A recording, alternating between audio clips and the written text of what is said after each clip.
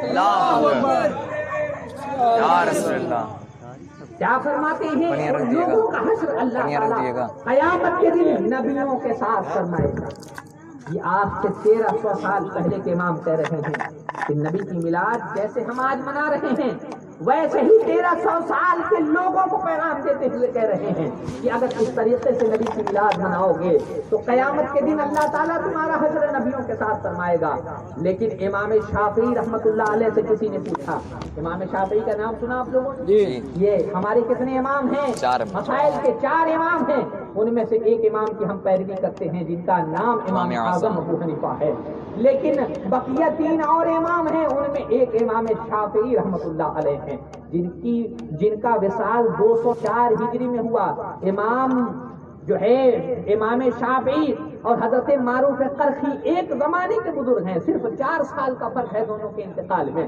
حضرت امام شافعی سے پوچھا گیا نبی کی میلاد کے بارے میں، امام شافعی رحمۃ اللہ علیہ نے بالکل ویسے ہی نبی کی میلاد کا ذکر کیا جس طریقے سے حضرت معروف قرخی رحمۃ اللہ علیہ نے ذکر کیا، لیکن حضرت امام شافعی یہ فرماتے ہیں بعثہ اللہ یوم القیامہ مع الصدیقین والشہداء والصالحین، کہ بے شک اللہ تعالیٰ ان کا حشر صدیقین، شہداء اور صالحین۔ اب دونوں قول کو ملائیں، حضرت معروف قرخی کہتے ہیں کہ اللہ تعالیٰ میلاد کرانے والوں کا حشر قیامت میں نبیوں کے ساتھ فرمائے گا، حضرت امام شافعی کہتے ہیں صدیقین، شہداء اور صالحین کے ساتھ فرمائے گا۔ انہی 4 کا ذکر ہے جن کے بارے میں قرآن میں اللہ نے فرمایا انعم اللہ علیہم من النبیین والصدیقین والشہداء والصالحین وحسن اولئک رفیقا۔ جب اللہ کے نام یافتہ بندوں کے ساتھ قیامت میں ان لوگوں کا حشر ہوگا جو لوگ دنیا میں میلاد النبی کی محفلیں سجاتے تھے، میلاد النبی مناتے تھے، تو بتاؤ جب ان بزرگوں کا آپ جو ہے ان کے ساتھ آپ کا حشر ہوگا تو آپ کو کیسے آخر جہنم میں ڈالا جائے گا، یا آپ پر کیسے مصیبتوں کا پہاڑ توڑا جائے گا، یا کیسے آپ کو عذاب دیا جا سکتا ہے؟ قیامت میں جب ان کا ساتھ ہوگا تو اللہ تعالیٰ ان کے صدقے آپ کی بھی مغفرت فرما دے گا۔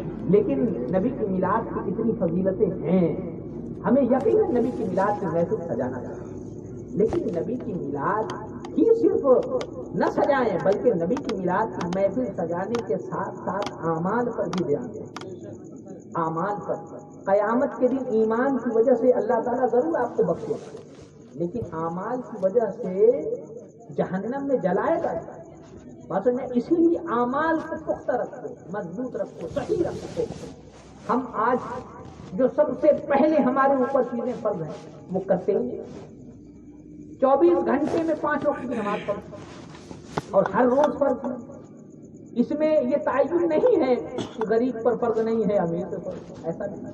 چاہے غریب ہو، چاہے امیر ہو، چاہے وہ بادشاہ ہو، چاہے فقیر ہو، چاہے سفر میں ہو، حجر میں ہو، چاہے بیمار ہو، چاہے تندرست ہو، کسی بھی صورت میں ہو اس کے اوپر نماز پڑھو، اس کے اوپر نماز پڑھو۔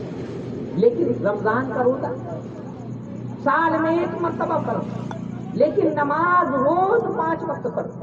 اسی طرح زکوٰۃ بھی فرض ہے لیکن سب پر فرض نہیں ہے، مالک نصاب پر۔ حج بھی فرض ہے لیکن سب پر نہیں فرض ہے، صاحب استطاعت پر۔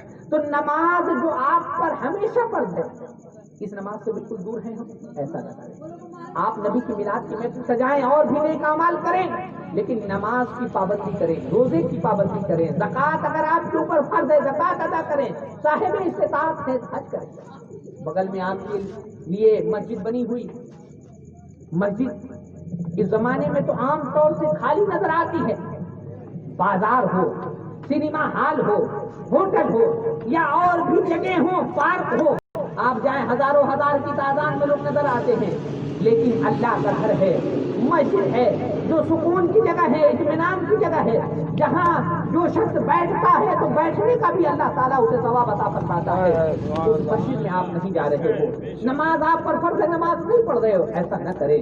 ان نماز چھوڑنے کی وجہ سے اللہ تعالیٰ آپ کو جہنم میں جلائے گا۔ آپ کو معلوم ہے کہ 1 وقت کی نماز کا قصداً چھوڑنے سے کتنا بڑا گناہ ہوتا ہے؟ نہیں، 1 وقت کی نماز اگر بندہ جان بوجھ کر چھوڑتا ہے بلا کسی سبب، بلا کسی وجہ سے، تو قیامت کے دن اللہ تعالیٰ اسے جانتے ہیں کہ عذاب دے گا، جہنم میں ڈالے گا، اور ایک نماز کا صدر چھوڑنے کی وجہ سے اللہ تعالیٰ 80 سال تک جہنم میں جلائے گا. ایک نماز صرف چھوڑے جان بوجھ کر تو 80 سال تک جہنم میں جلائے گا.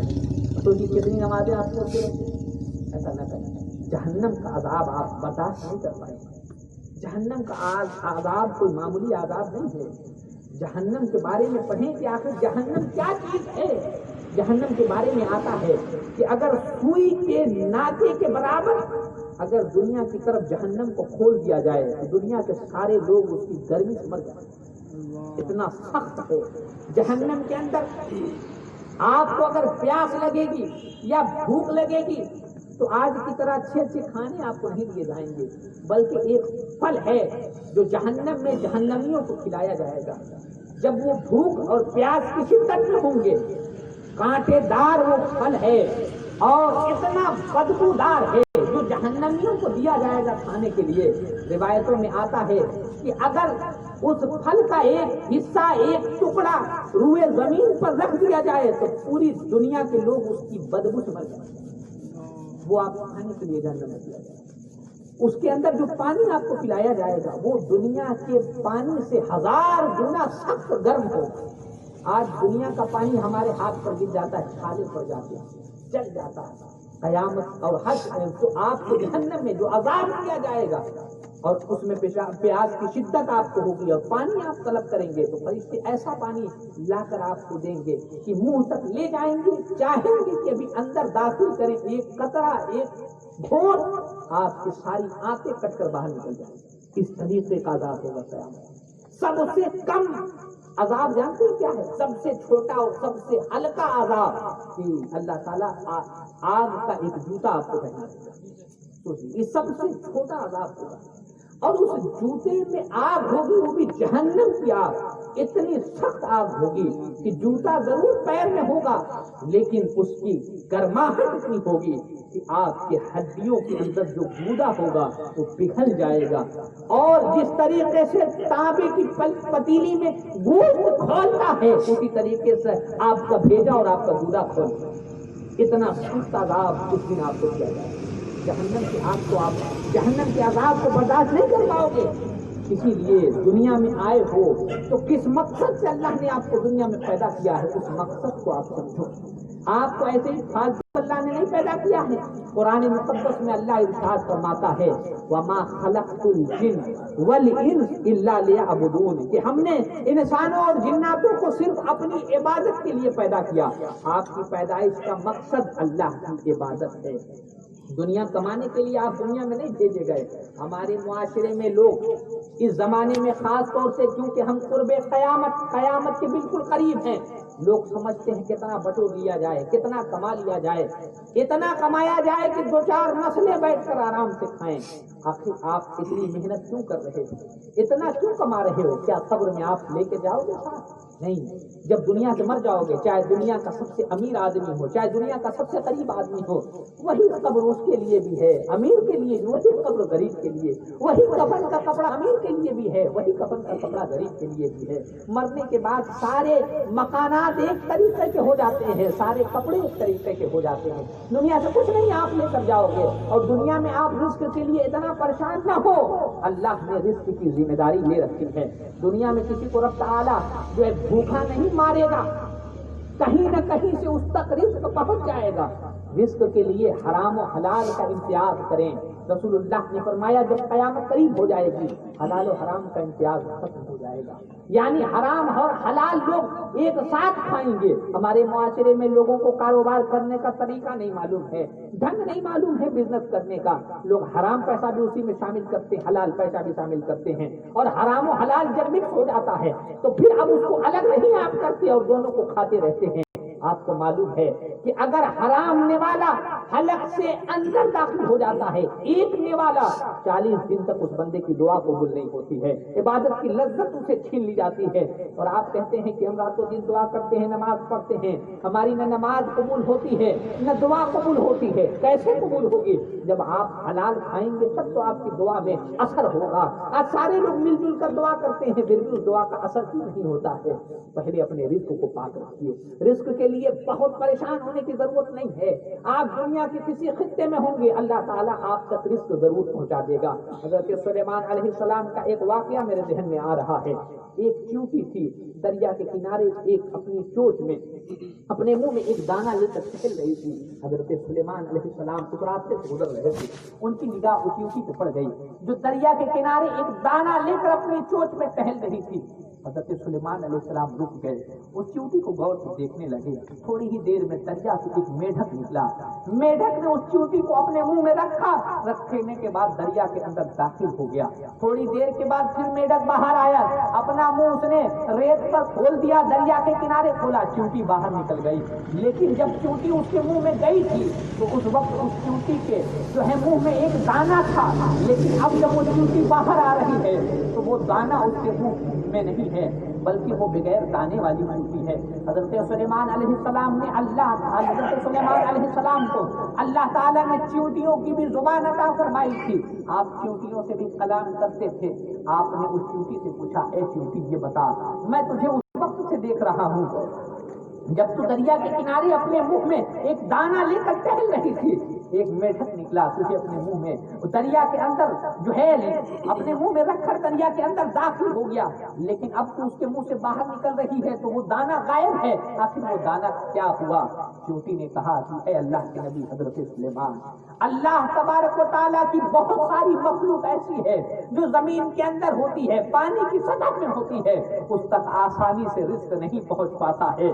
اللہ نے مجھے ذمہ داری دے رکھی ہے کہ میں جو ہے رزق کو ان تک پہنچا دیتی ہوں.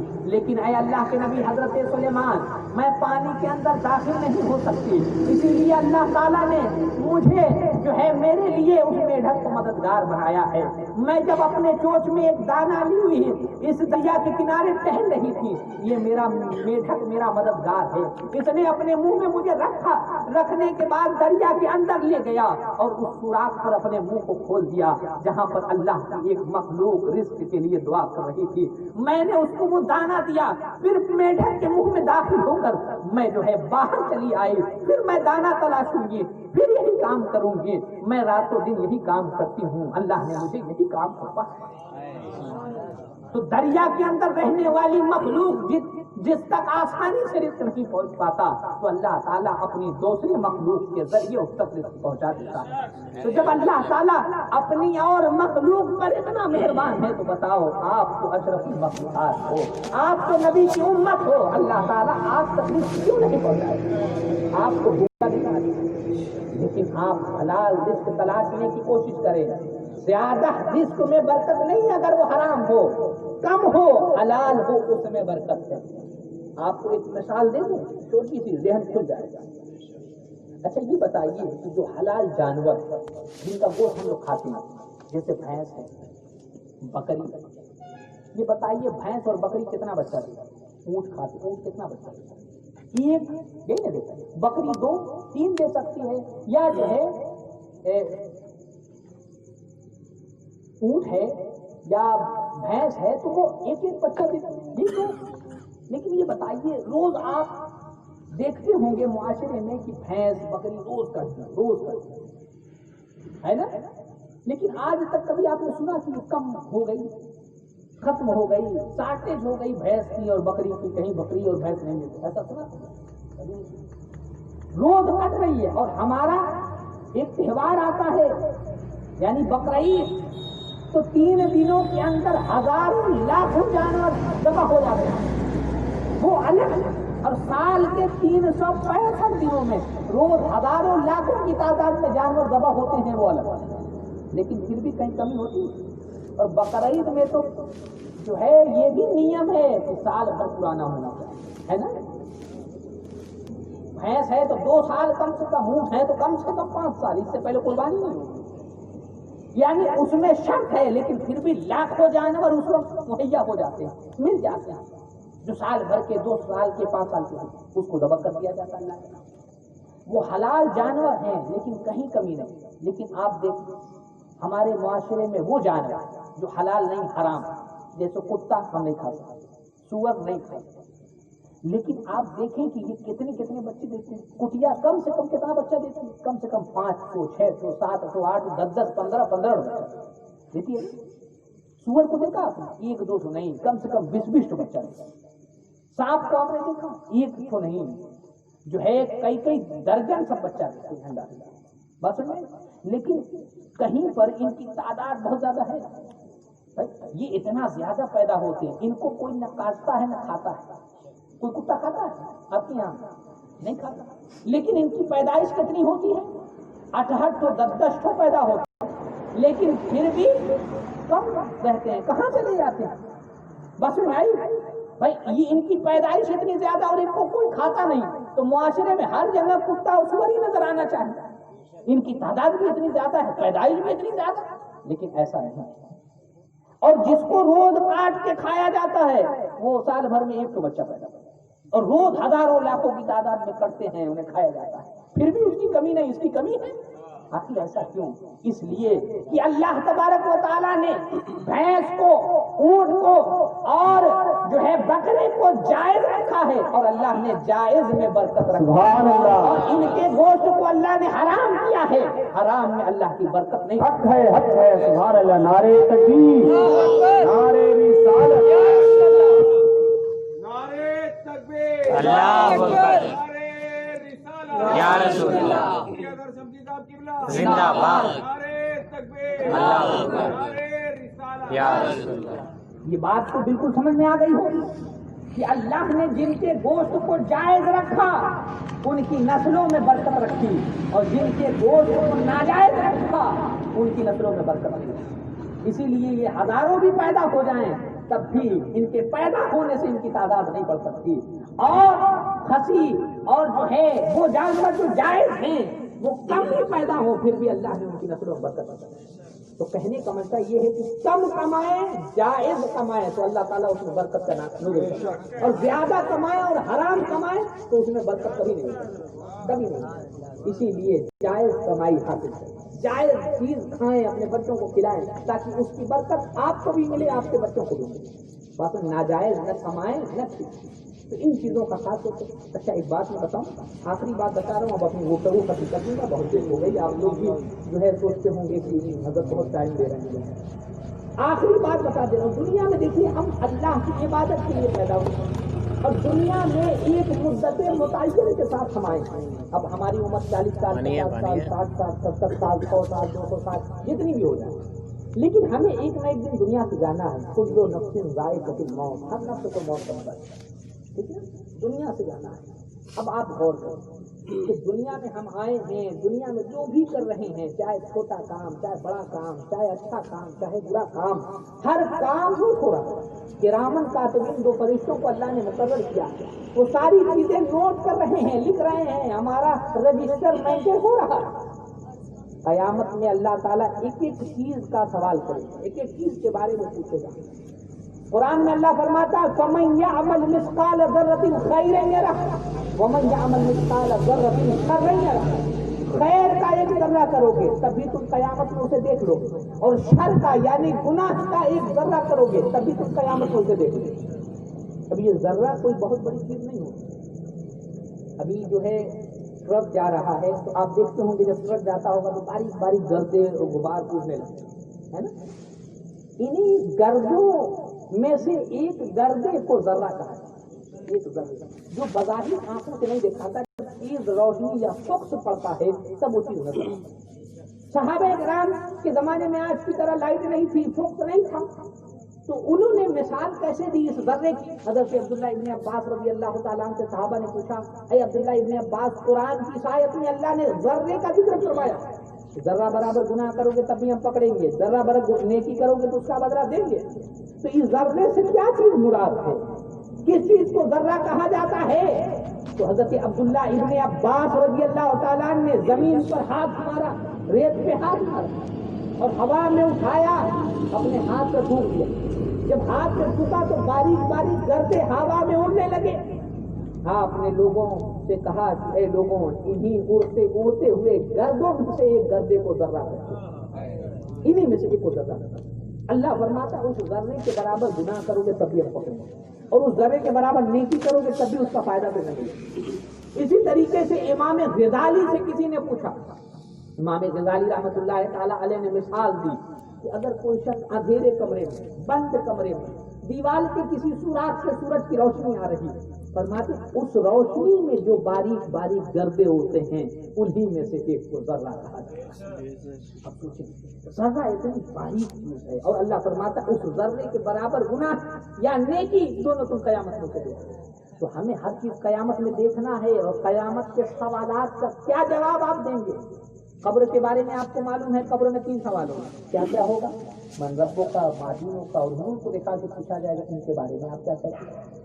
مانا گے اب قبر کے سوال کا جواب دے لو گے، آسان، اب بتا دو کہ میرا رب اللہ ہے، میرا دین اسلام ہے، اور یہ ہمارے آقا صلی اللہ علیہ وسلم ہیں۔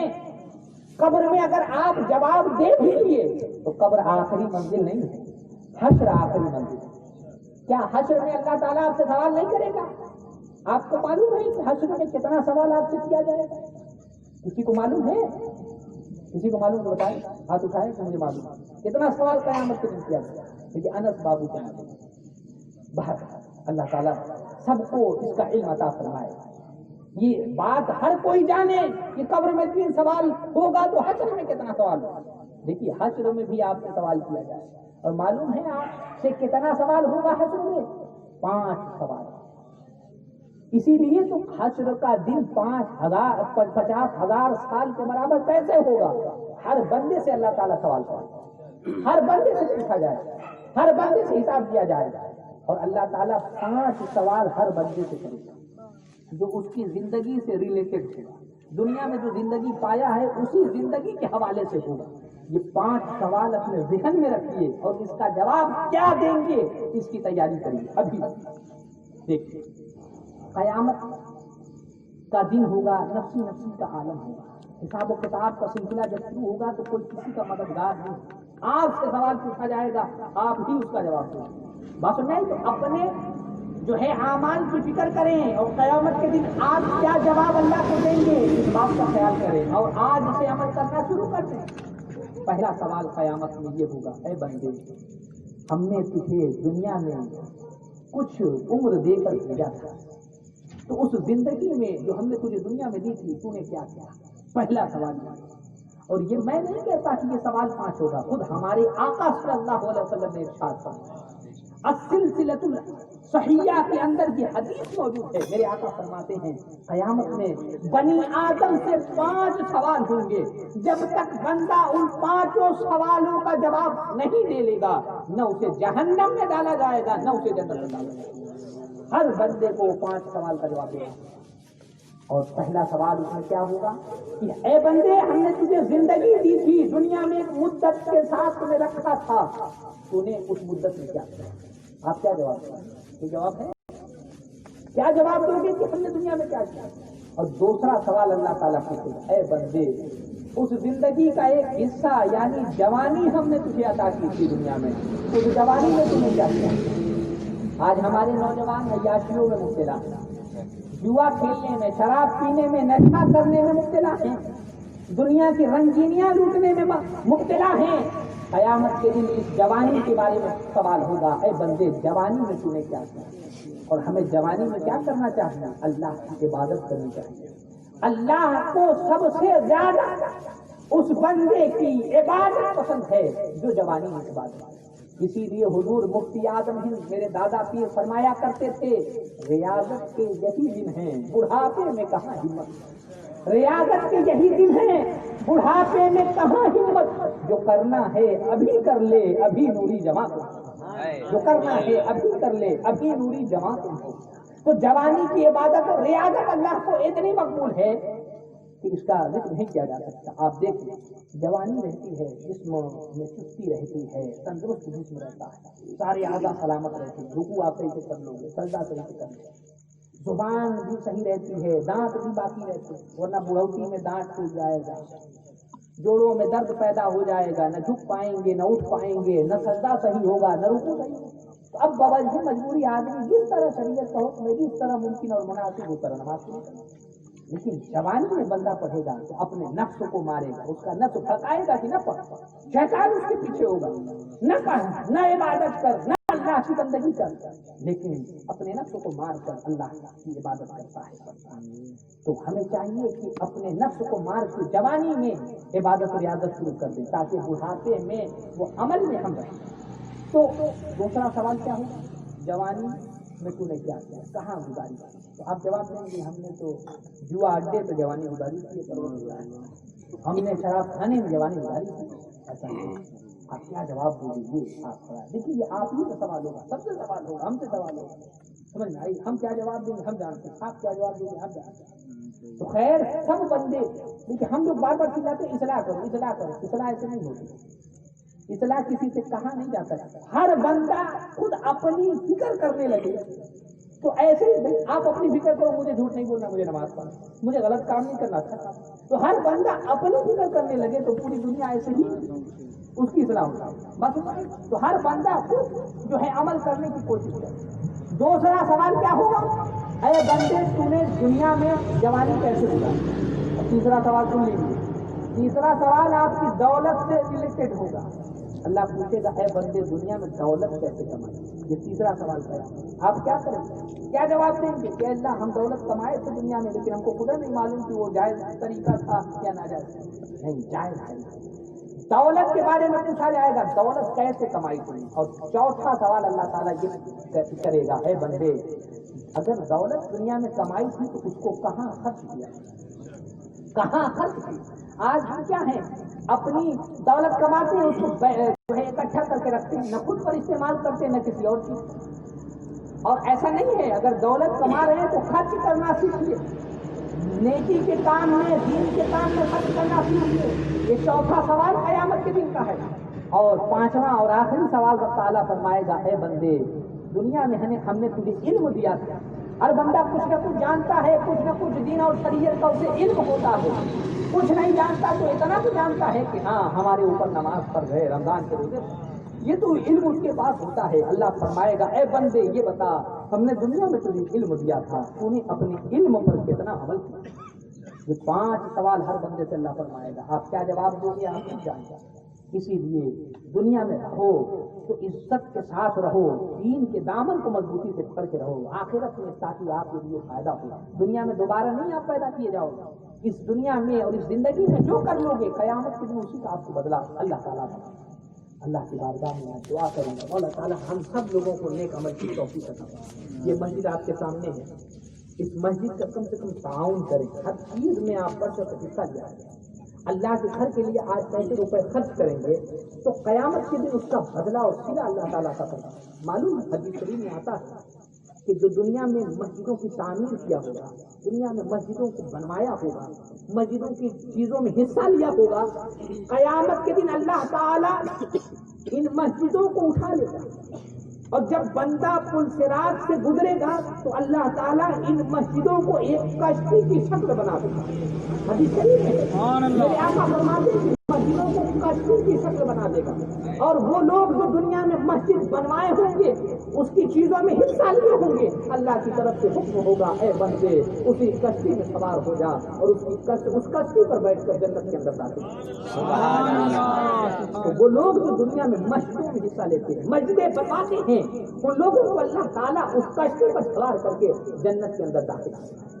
تو اگر آپ اس کشتی پہ بیٹھنا چاہتے ہیں تو اس مسجد کی تعمیر و ترقی میں اہم کردار ہے. اس کی ضرورتوں کو پوچھیں.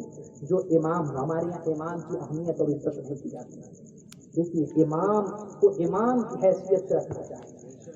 اور امام جانتے ہیں اللہ نے قرآن میں فرمایا کہ قیامت کے دن اللہ تعالیٰ جو قوموں کو بلائے گا تو ان کو ان کے اماموں کے ہاتھ اماموں کا ذکر قرآن مقدس سے اپنے اماموں کی اہمیت کو سمجھیں. یہ علماء ہوتے ہیں جو دین کی خدمت چاہتے ہیں اور کرتے ہیں، نماز کے ذریعے جو ہے تقریر کے ذریعے اور بھی دینی امور کے ذریعے کام کے ذریعے دین کی خدمت. اور ان علماء کا مقام و مرتبہ آپ جانتے ہیں. میرے آقا صلی اللہ علیہ وسلم نے ارشاد فرمایا العلماء ورثۃ الانبیاء. علماء انبیاء کے وارث ہیں. نبیوں کا وارث ہونا یہ کوئی معمولی بات نہیں ہے. دنیا میں کوئی ارب پتی خرب پتی ہو جائے نبی کا وارث نہیں ہو سکتا. نبی کا وارث وہی ہے. نبی نے اپنی اولاد کو اپنا وارث نہیں بنایا. بلکہ علماء کے بارے میں صرف فرمایا العلماء ورثۃ الانبیاء، علماء انبیاء کے بارے میں۔ یہاں تک تو آپ حدیث سنتے رہتے ہیں، لیکن آگے اسی حدیث کا جزء ہے، میرے آقا فرماتے ہیں یحبہم اہل السماء، آسمان والے ان سے محبت کرتے ہیں۔ اے دنیا کے لوگوں، آپ علماء سے محبت کرو نہ کرو، میرے آقا فرماتے ہیں یحبہم اہل السماء، آسمان والے ان سے محبت کرتے ہیں۔ ویستغفر لہم الحیتان فی البحر اذا ماتوا الی یوم القیامہ، اور جب وہ مر جاتا ہے تو قیامت تک سمندر کی مچھلیاں اس کے لیے دعائیں مغفرت کرتی ہیں۔ آپ علماء کی عزت کرو چاہے نہ کرو، اللہ کے فرشتے علماء کی عزت کرتے ہیں۔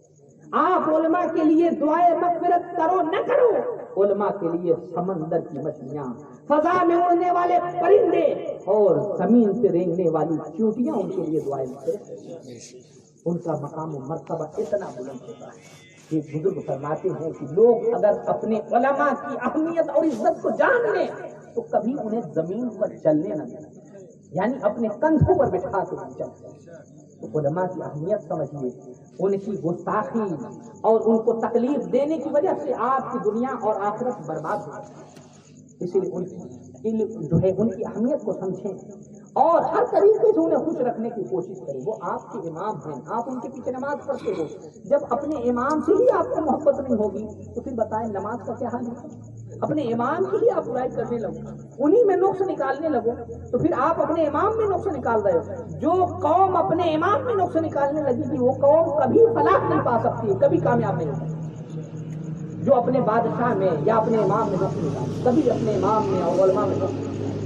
بہرحال میں سب کے لیے دعا کرتا ہوں کہ مولا تعالیٰ ہم سب لوگوں کو دین کے احکام پر مضبوطی سے عمل کرنے کی توفیق و رفیق عطا فرمائے، اور جو کچھ یہاں کہا گیا مولا تعالیٰ اگر اس میں کسی طرح کی کوئی غلطی خامی ہوئی ہمیں معاف فرمائے، اور سب سے پہلے مجھے اور پھر اس کے بعد آپ سب کو اس پر عمل کرنے کی توفیق و رفیق عطا فرمائے۔ استغفر اللہ ربی من کل ذنب واتوب الیہ، کہ محمد سے وفا سنے تو ہم تیرے ہیں، یہ جہاں چیز ہے کیا اللہ و قلم تیرے ہیں، ہمیں کرنی ہے شہنشاہ بطحا کی رضا جوئی، وہ اپنے ہو گئے تو رحمت پروردگار اپنی۔